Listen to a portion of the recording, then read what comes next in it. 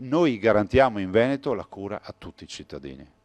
Le disposizioni del governatore sono che non si chiude le porte in faccia a nessuno, a prescindere dai flussi migratori. Se un immigrato viene nei miei ospedali viene curato e viene curato bene. Luca Zaia porta il caso Veneto a Roma, difende il territorio da quello che definisce un vero e proprio esodo, di fronte al quale la Regione non ha gli strumenti. È un peso non indifferente, i miei medici mi dicono, a parte le patologie, a parte il fatto che comunque c'è questa recrudescenza di malattie che noi ormai non abbiamo più.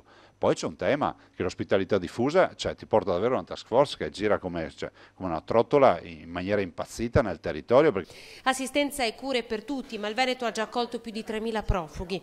Zaia interviene così davanti alla commissione d'inchiesta sul sistema di accoglienza dei migranti presieduta da Gennaro Migliore. 5 sindaci, racconta il governatore, hanno dato piena disponibilità all'accoglienza, ma nei restanti 574 comuni del Veneto la risposta è no. Io vi dico che non abbiamo più posto, cioè la soluzione in questo momento per i migranti in Veneto sono le tendopoli. A me non sembra un fatto di civiltà. Torna a ribadire alla Commissione la sua tesi, aiutarli a casa loro, con centri di riconoscimento ed identificazione nei territori da dove arrivano.